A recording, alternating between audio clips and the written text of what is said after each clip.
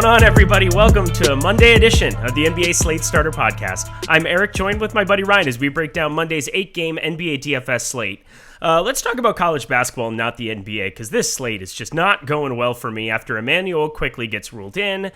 I had so much Alec Burks because I didn't think him or Elf were going to play, and then ended up having to flip-flop onto Quickly, got off of Burks, and of course Burks ends up smashing. Rayen, your night going any better?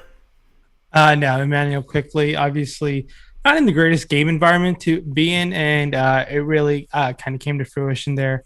Unfortunately, it was on the wrong side of that. It is what it is. I've had better nights playing DFS than today, but on to Monday we go. And shout out to Oral Roberts, the 15 seed headed to the Sweet 16. It's so much fun. Just phenomenal. Like, they're a fun basketball team to watch too. Like, this isn't Florida Gulf Coast. Well, Florida Gulf Coast was really fun to watch too, and they did some unbelievable things. But this is like a good Oral Roberts team. And shout out to Matt Gajewski and to Ben Ross. They've been riding them the first two games. So got to make a little coin on the NCAA tournament, which is nice. We'll see if Oklahoma State can get it together here at the back end. I'm going to be in a lot of trouble with my bracket, but Oregon State's good too. What do I know? It's just college basketball. It's mania. Yeah, tomorrow, Monday night, is Michigan versus LSU. I'm a little nervous. Well, we'll see what ends up happening with this Michigan team on Monday night at 7:10 tip-off. What a time. Right before lock, right before I believe you have class. You have so many things going on in your life. How do you manage all of it? Will be in class during a lecture that ends at 8:30 Eastern. So a lot of things have to be juggled around. We'll see what the professor does with the Michigan game going on. So fingers crossed, maybe a class ends at 7 o'clock. This is the price you pay for fame, Rayen. That's what this is. Guys, as we get going, hit that like button, hit that subscribe button, big time subscribe button, and hit the notification bell so you know when this and all the other content at Awesemo is going live. You ready to get going, my dude? Yeah, let's ride. Going to the top end of point guard. De'Aaron Fox, 9,100 up against Cleveland. Not a great matchup, but tell you what, De'Aaron Fox has also not been playing well, so it might be an easy stay away spot or just a straight-up pay-up to be contrarian. There's no big point guard spend-up options. For an 8-game slate, it's strange not to have, like, anybody who really sticks out at the top. I guess Trae Young up against the Clippers, 8,800, just somebody you could go to. But again, Clippers matchup, not somewhere you want to like necessarily be picking on them. Donovan Mitchell, 8,700, sitting on the top end, point guard eligible on DraftKings, 50.75 his last time out. Also, I think he had a 60 burger before it, 60 burger against Washington, but Chicago's an all right spot to go to. Maybe take some shots there. I guess the big news we'll kind of be waiting on is if Shai Gilgeous-Alexander ends up playing or not. Right now, he's viewed as questionable over on the DraftKings app, so taking a look at that. Kind of where are you looking at going at point guard? Because it's not as easy as what it is today. Shout out to Drew Holiday, probably my favorite point guard on the slate, because there is no Greek Freak tomorrow. There's that. 6,800 Drew Holiday on FanDuel. Sign me up. I think he is my favorite point guard and probably one of my favorite players on the slate. It is not a hot take. He'll be extremely chalky as he's $6,800 on both sides tomorrow. Sign me up for some of that. Other guys to consider. Obviously, you can't go wrong going Panda for Fox. Trae Young versus a Pat Beverly-less Clippers team. I think that is just fine. A little cheaper Trae Young at $8,700, but Drew Holiday really sticks out to me. I don't know if John Wall's going to play on this back-to-back versus Toronto, but he's someone who's playing minutes again. How many minutes he played today? He played 35 minutes. So 35 minutes of John Wall at that price I'm tag. right there with you. Yeah. Yeah. So we'll see what ends up happening with that consideration. But over there in DraftKings, Drew Holiday is definitely a fine option to go to. LaMelo Ball, fractured wrist, out for the year. I think we can go back to Devontae Graham, who has a point guard eligibility, and he's $4,800 on against San Antonio. So someone we can consider. Kevin Porter Jr., $6,500. Oladipo possibly won't play, probably won't play. So he's back in the picture. Keep in mind, he was questionable today with a quad injury. We'll see how much of an issue that was tomorrow, but he only played 20 minutes today. But I think he should be all systems go tomorrow. And Sanoranski, $4,400, all the way spending down. His price just doesn't change. He still plays the minutes. I think we can go to him. But Devontae Graham and Drew Holiday over there on DraftKings definitely are fine considerations. Tyrese Halliburton has been playing very poorly of late.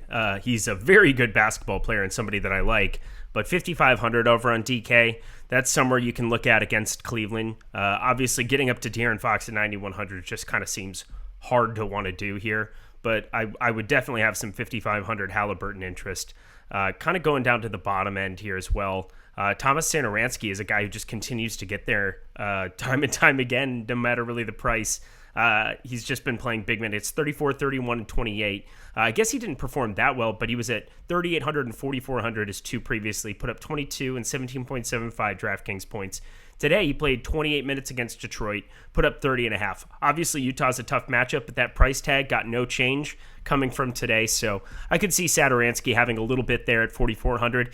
We're going to have value on this slate that's opened up by not just LaMelo Ball and the fractured wrist. We don't know what's going to happen with Shai Gilgeous-Alexander. We're pretty sure John Wall is going to be sitting, which opens up some pieces that we can go to at Houston. There's going to be some value that we can find that's going to be a little bit improved on an appropriately priced Thomas Sanoranski, but just kind of keeping him in mind too. Anybody else you want to touch base on? Yeah, Jordan Clarkson, 4,600. He is now point guard eligible there on FanDuel.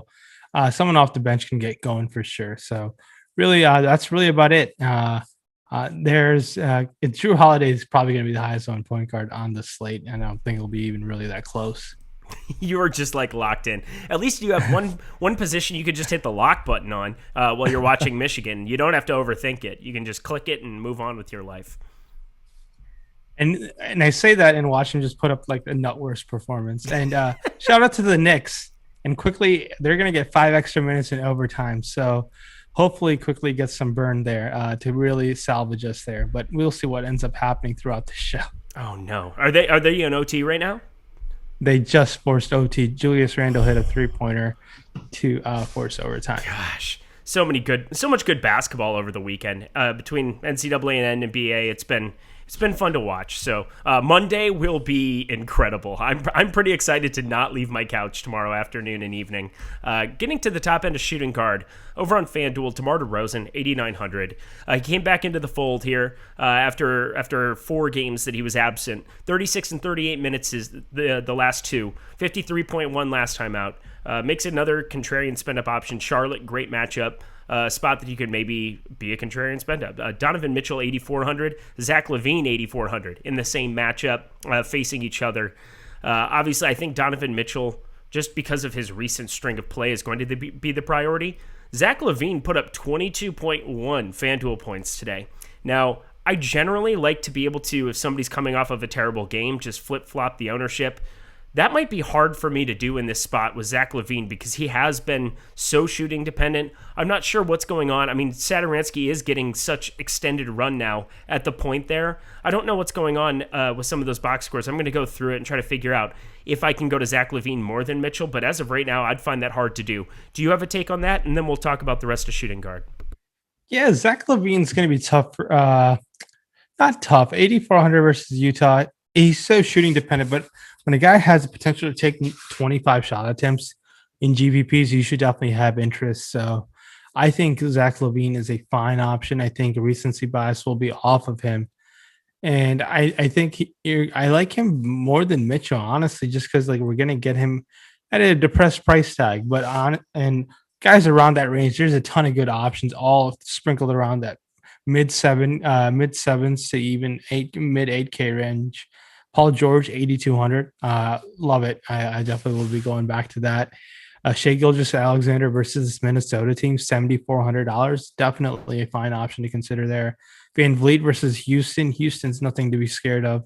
There are some great pivots where you can mix and match. Paying up for shooting guard seems like a fine option to go. But there's Devontae Graham all the way at price at $4,300. I think that's going to be tough to get off of against San Antonio. Really, really nice price tag. But going back to circling all the way back to LaVine, I think he'll be fine. And if he's going to be low on, it's not going to take much to get over the field whatsoever. How do you feel about anyone on DraftKings? I'm going to give Chris Middleton some love with no Giannis, 7,600, and that's about it. How about a Dante DiVincenzo at 6,100? Does that not interest you? I love paying a 6K Dante DiVincenzo in this spot, don't you? I mean, what a dream situation, coming off back-to-back 40-point performances, and now Villanova goes out and wins. This is just like the narrative. We're going to ride this home tomorrow. I was kidding, by the way. That was all a joke. I don't want to play a 6,100 Dante. I would rather find the extra 400 for Kevin Porter Jr. or spend all the way down to guys like Devontae Graham. Even Malik Monk might get some extra minutes out of this, down at 4K. So there are definitely good reasons to mix and match some of these Charlotte guys. They'll dearly miss LaMelo Ball for the rest of the year. A really unfortunate injury. And Anthony Edwards, who might now creep up in the Rookie of the Year odds if he's going to keep shooting and chucking, and he's $7,200. So lots and lots of options to consider. And we forgot to mention Terry Rozier. So on both sides, definitely be considered there as well. Not just considered, but you should definitely probably have some Terry Rozier in your life. I find that hard to get away from. Let's get ourselves over to small forward. I'll go back to DraftKings. Top end there, Kawhi Leonard, 8,900 up against Atlanta. Good spot, great player, but just kind of somebody that hasn't necessarily had the upside that we've kind of learned to like love about Kawhi the last couple of years. As it failed to exceed 55 DraftKings points in any of his last 10 games. At 8,900, that's going to be tougher for me to get to. Would just be another one of these top end guys. Some of these top end dudes in the first three positions we've gone through just aren't in great spots, or they just don't necessarily have like the upside I would want in some of those places. But again, Kawhi Leonard, would it shock you if you got to 60? No. Jayson Tatum, 8,600 up against Memphis. Obviously a up-tempo spot. I like going to him a little bit there. Jaylen Brown has been taking over this offense of late, and kind of an interesting deal. They were very efficient, just kind of ran Orlando out of the gym today. So we'll see tomorrow kind of where that ownership comes in. I do like getting to Tatum more if I can most of the time, but like Jaylen Brown has been so good. Speaking of Jaylen Brown, sitting down there at 7,900, DeMar DeRozan 8,500. Talk about the top end of small forward. Yeah, looking on the FanDuel side of things, it's Middleton 7K, and I absolutely love it. I think you can go to guys like Kawhi and KPJ as well. Those guys are all going to project really well, and definitely looking forward to that. Gordon Hayward, now with no LaMelo Ball, I'll have interest because he's just $7,000 and he has an upside to be the highest scoring small forward on the slate. So that alone is going to definitely have my interest. And Malik Monk is down all the way to $3,500 over there on FanDuel, someone we should definitely be considering as well. He's honestly, it seems like a pretty solid play in my opinion. If you want to spend up a little bit, I think I can't fault you for going to Keldon Johnson in his minutes. A recency bias in me wants to kind of hop off a little bit, but fine option to consider. And Harrison Barnes has just been super consistent. So someone we can definitely take our chances there. Over there on DraftKings, I love Kawhi Leonard, sub 9K, 8,900. Middleton, $7,600. Definitely a fine option to consider as well. Other guys to spend up. I mean, Tatum and Brown, I love mixing and matching those guys in my lineups. Whenever they're on the slate against Memphis, definitely should be considered. I don't have any issues if you want to land on both of them. But obviously, you keep in mind that is not optimal, but sometimes it could work out. And really, that's really about it, man. Chris Middleton, these Bucks without Giannis are going to pop off the page, and rightfully so. So definitely liking the Bucks. And other guys are really spending down. If you think in the Charlotte team, like Hayward at $7,400 is fine, but honestly, it's Chris Middleton's like highlighting the slate, and the Bucks are the way things stand right now. Agreed. I guess a couple guys that you could take some shots on as well. Larry Nance has been popular of late, up against Sacramento, playing minutes into the 30s. Wouldn't have an issue going there. OG Anunoby, 5,200 up against Houston. Just kind of feels a little bit on the low end for him, coming off of 37.5 and 35.2 on FanDuel. Obviously, there's a lot of mouths to feed there in Toronto. We'll see if anybody rests on the back-to-back. That's kind of going to be a big story of tomorrow afternoon, is just keeping track of all the injuries and all these people that could be resting, because there are so many teams that are on a back-to-back, like there have been of late, because there are more games on these slates, it feels like than a typical NBA year. Lugens Dort, 4,300. Even if Shea were to be back, guy playing minutes into the 30s, I would probably have a little bit of interest. He didn't play against Memphis or Chicago on the 14th and 16th. Came back, played 23 minutes against Atlanta, but played at 33 against Houston today. Maybe he rests, but otherwise 4,300. We know he has stocks upside, but not probably no interest actually, unless Shea Gilgeous-Alexander were out. I just wanted to correct myself there. Bogdan Bogdanovic as well. 29 minutes the last two games. He could spike an upside at 4,200. I'm happy to take some shots on him against the Clippers. Just at a lower end of the price tag there. Anybody else you want to touch base on? Oh, Cedi Osman gets a shot out too against Sacramento. Played 23 minutes today, 27.2. If you're looking to punt, he's not the worst option either. Is it a slate? Is it a Buddy Hield slate without him getting a mention? So he deserves a mention at $6,400. Has been playing well. I think you've given a bad name for all the wrong reasons. He's been playing pretty well. Have I? Well, it's just one of those guys that I guess I have played him once this year and I got it right. So, I mean, that was all you. And it was like, I can't remember which matchup it was. It was something super high paced where I'm like, I guess I should have a little bit of Buddy Hield. But for the most part, everybody kind of knows where I stand on that one. Moving on, top end of power forward. Before we get there, just make sure that you guys take a look at all of the YouTube content that we're putting out all the time. We have the strategy show, which is the first up. Actually, before that, we have the process with Josh Engelman. So check that out in the mornings. Going into the strategy show, Rinpack was on that on Saturday. Everybody on that show does a great job. I believe it's Greg tomorrow morning. I don't know who he's paired with, but I know that we just have a bunch of great stuff in the mornings. Check all of that out throughout the afternoon. Then we start off with the tip-off, which I'll be on tomorrow with Kayla and Greg.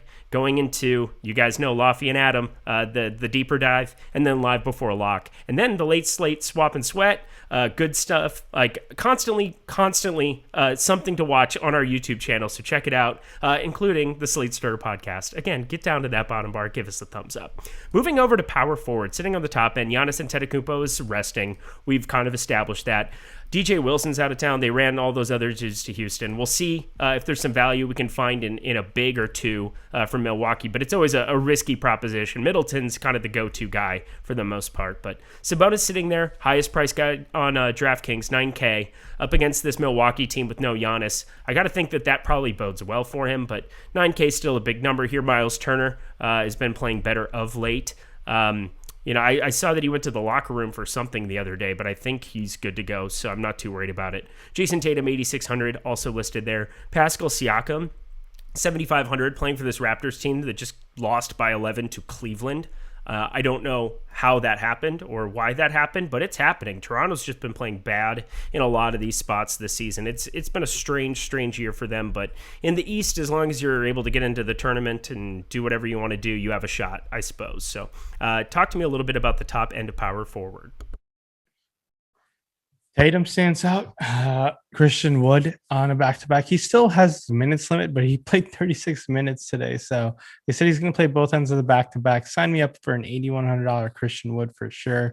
Pascal Siakam on the other side of things definitely have a ton of interest.